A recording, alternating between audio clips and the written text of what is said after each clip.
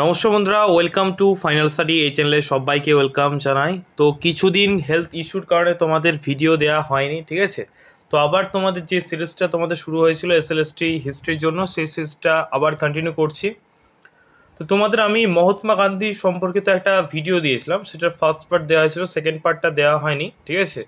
তো বলেছিলাম যে এই মহাত্মা গান্ধী এই টপিকটা কিন্তু মোস্ট ইম্পর্টেন্ট, তার কারণ বিগত বছরে কিন্তু তোমার মহাত্মা গান্ধী থেকে তোমার প্রশ্ন এসছে, ঠিক আছে। তো এই সিরিজে আমরা যে প্রশ্নগুলো করাবো এইগুলোর মধ্যে কিন্তু তোমরা পেয়ে যাবে, ঠিক আছে। এর বাইরে কিন্তু প্রশ্ন আসবে না, তোমাদের 100% সহকারে কিন্তু বলতে পারি, ঠিক আছে। তো ফার্স্ট পার্ট কমপ্লিট হয়ে গেছিলো, তোমরা অবশ্যই একবার দেখে নিও, ঠিক আছে। আজকে নেক্সট পার্টে কিন্তু আমরা বাকি প্রশ্নগুলো নিয়ে আলোচনা করব।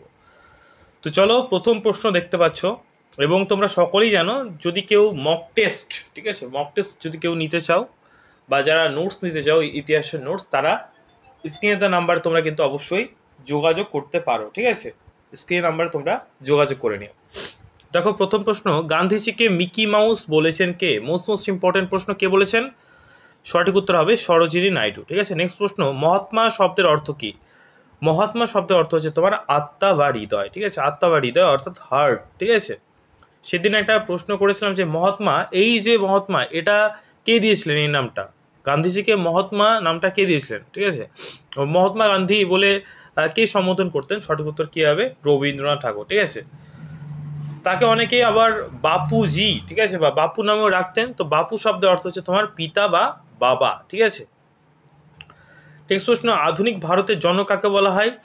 আধুনিক ভারতের জনক বলা হয় গান্ধীজিকে। কাকে বলা হয়? গান্ধীজিকে, অবশ্যই মনে রাখতে হবে, ঠিক আছে। নেক্সট দেখো, গান্ধীজির অছি ব্যবস্থার মূল কথা কি ছিল? গান্ধীজির অছি ব্যবস্থার মূল কথা ছিল ত্যাগের মাধ্যমে ভোগ। কী হবে? ত্যাগের মাধ্যমে ভোগ, ঠিক আছে। আমাদের এই সিরিজটা টোটাল রিভিশন সিরিজ হবে, অল্প সময়ের মধ্যে আমরা যত বেশি সম্ভব প্রশ্ন কিন্তু করব, ঠিক আছে। তো অবশ্যই আমাদের সাথে কিন্তু থাকবে, তার কারণ সময় আমাদের কম। এই অল্প সময়ের মধ্যে যত সংখ্যক প্রশ্ন তোমাদের রিভিশন আমরা করাতে পারি ততগুলো আমরা চেষ্টা করব, ঠিক আছে। নেক্সট দেখো, সর্বোদয়ের, ঠিক আছে, সর্বোদয়ের ধারণা জনক কে ছিলেন? সর্বোদয়ের ধারণা তিনি তোমার গান্ধীজি দিয়েছিলেন, ওকে। গান্ধীজির সর্বোদয়ের মূল কথা কী ছিল? না সকলের সর্বাধিক কল্যাণ, সকলের কল্যাণ, ঠিক আছে। এটাই হচ্ছে তার সর্বোদয়, এই যে আদর্শ। তিনি বিভিন্ন রকম আদর্শ, সর্বোদয়, ঠিক আছে, তারপর তোমার অহিংসা, ঠিক আছে, এছাড়া অনেক তোমার তোমার আদর্শ তিনি কিন্তু প্রেরণ করেন, ঠিক আছে। এই হচ্ছে ব্যাপার।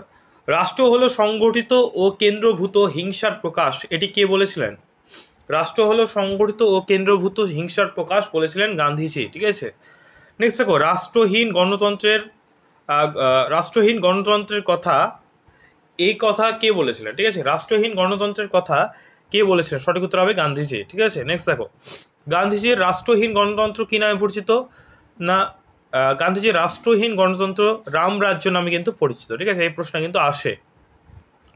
নেক্সট প্রশ্ন, গান্ধীজির রাষ্ট্রহীন গণতন্ত্রের ভিত্তি কি? না, সঠিক উত্তর হবে গ্রাম ও সমবায়। তিনি সবসময় কিন্তু তিনি রুরাল ডেভেলপমেন্টের কথা বলেছেন, গ্রামীণ যে উন্নতি সেটার কিন্তু কথা তিনি বলেছেন, ওকে। তিনি এটাও বলেছেন যে হামারা দেশ গাঁও মে বসতা হে, মানে আমাদের যে ভারত, হামারা ভারত বা মেরা ভারত, ঠিক আছে, গাঁও মে বসতা হে, মানে আমাদের যে ভারতের যে সমস্ত কিছু সেটা মানে গ্রাম থেকে সূচনা হয়, এটাই তিনি কিন্তু বলেছেন, ঠিক আছে।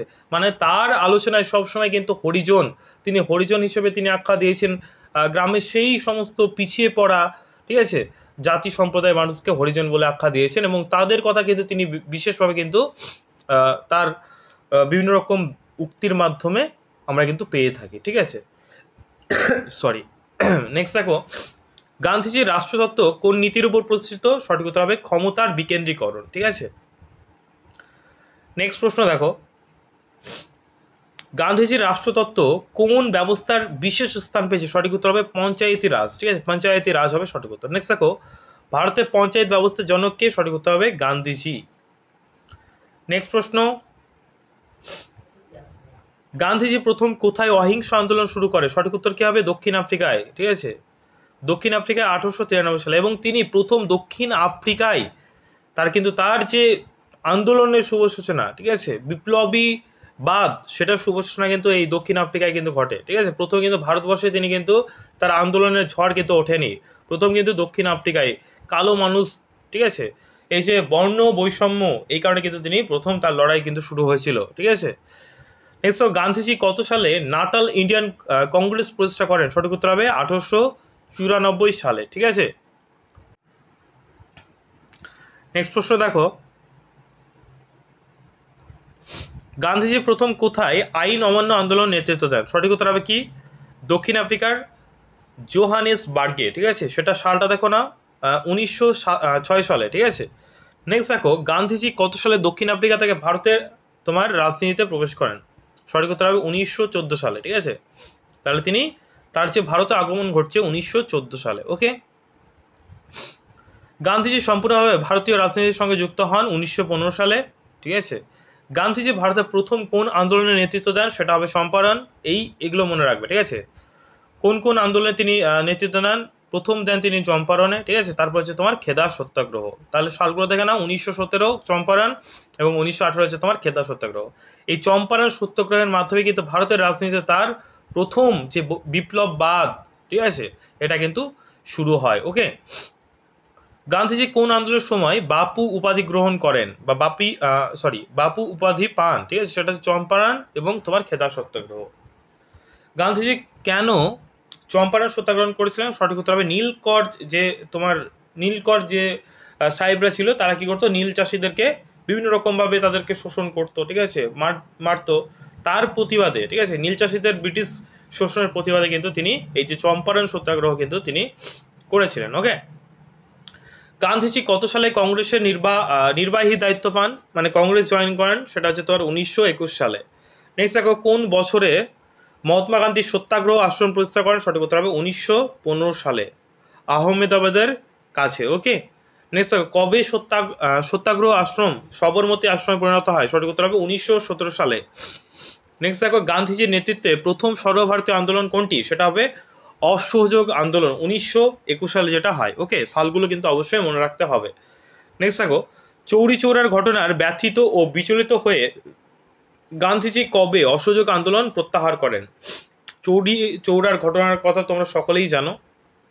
ঠিক আছে, তিনি বলেন যে তোমার যে অসহযোগ আন্দোলন তিনি শুরু করেন, মানে অসহযোগিতা করা। ঠিক আছে, সেই সময় কিন্তু এবং যে পুলিশ প্রশাসন ছিল ব্রিটিশদের, তারা কিন্তু মানুষের ওপর, সাধারণ মানুষের ওপর লাঠিচার্জ করে। ঠিক আছে, তারপরে ফায়ারিং শুরু করে। তখন কিন্তু তারা রেগে গিয়ে এই চৌরি চৌরার যে জায়গার কাছে, সেখানে তোমার পুলিশ স্টেশনে কিন্তু তাদেরকে আগুন লাগিয়ে দিয়েছিল এবং সেখানে প্রচুর কিন্তু তোমার পুলিশ মারা গিয়েছিল। সেই ঘটনার পর থেকে কিন্তু তিনি অসহযোগ আন্দোলনটা কিন্তু তিনি প্রত্যাহার করেছিলেন। ঠিক আছে, তো সেটা সালটা জিজ্ঞেস করা হয়েছে, 1922 সাল হবে সঠিক উত্তর।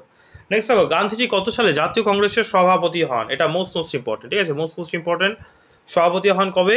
সেটা হচ্ছে তোমার বেলগাঁও অধিবেশনে। কোন অধিবেশনে? বিভিন্ন রকম অধিবেশন হয় কংগ্রেসের।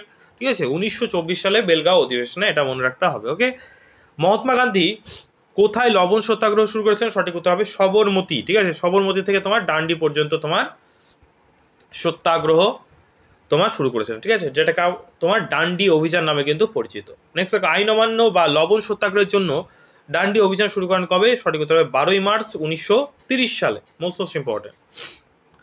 নেক্সট দেখো, গান্ধীজি ডান্ডি অভিযান কবে শেষ হয়? শুরু হয় বললাম, তাহলে এটা শেষ হয় হচ্ছে তোমার 5ই এপ্রিল 1930 সালে। ওকে,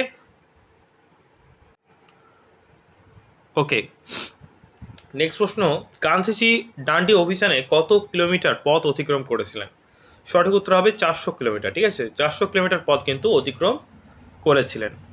নেক্সট দেখো, গান্ধীজি কবে হরিজন সেবক সংঘ প্রতিষ্ঠা করেন? কত সালে?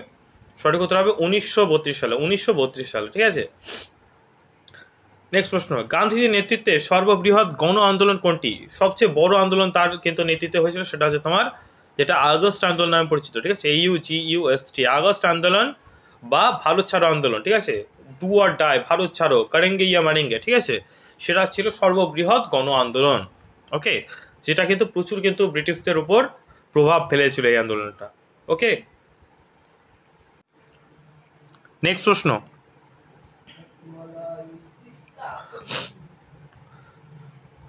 দেখো, গান্ধীজি ভারত ছাড়ো বা আগস্ট আন্দোলন শুরু করেন কত সালে? সঠিক উত্তর হবে 9ই আগস্ট 1942 সালে। 9ই আগস্ট 1942 সালে। ঠিক আছে, গান্ধীজি কার গুলিতে মারা যান? ঠিক আছে, এটা কিন্তু প্রশ্নটা পরীক্ষা আসে। বা গান্ধীজিকে কে হত্যা করেছিলেন, সঠিক উত্তর কী হবে? নাথুরাম গডসে। ঠিক আছে, নাথুরাম গডসে হবে সঠিক উত্তর। ওকে, নেক্সট দেখো, গান্ধীজি কোথায় মারা যান? সঠিক উত্তর হবে দিল্লিতে অনুষ্ঠিত এক প্রার্থনা সভায়। এক প্রার্থনা সভায় তিনি বক্তৃতা যখন দিচ্ছিলেন, সেই সময় কিন্তু তাকে গুলি করে কিন্তু হত্যা করা হয়। ঠিক আছে, গান্ধীজি কবে মারা যান? সঠিক উত্তর হবে 1948 সালে 30শে জানুয়ারি। ঠিক আছে, তো তোমাদের জন্য একটা আমি হোম টাস্ক দিচ্ছি যে গান্ধীজির সম্পূর্ণ নাম কি? ঠিক আছে, গান্ধীজির সম্পূর্ণ নাম কি, ফুল নেম কি, সেটা তোমরা কমেন্ট বক্সে জানিও। ঠিক আছে, এইচডাব্লিউ তোমাদের কিন্তু দেওয়া থাকলেও তোমরা কিন্তু কমেন্ট বক্সে জানাবে। ঠিক আছে, ভিডিওটা ভালো লাগলে অবশ্যই একটা লাইক করে দিও, চ্যানেল নতুন হলে অবশ্যই চ্যানেলকে সাবস্ক্রাইব করে দিও, আর অবশ্যই প্লেলিস্টটা চেক করো, তোমাদের এইরকম প্রায় 15টা প্লাস কিন্তু ভিডিও লেকচার তোমাদের আপলোড করা হয়ে গেছে, তোমরা কিন্তু প্র্যাকটিস করতে পারো এমসিকিউ আকারে অনলাইনের ফরম্যাটে, ডিটেলসও ক্লাস হচ্ছে। ঠিক আছে, আর যদি কেউ আমাদের গাইডেন্সে পড়তে চাও তাহলে আমাদের অনলাইন ব্যাচ জয়েন করতে পারো। ঠিক আছে, থ্যাংক ইউ।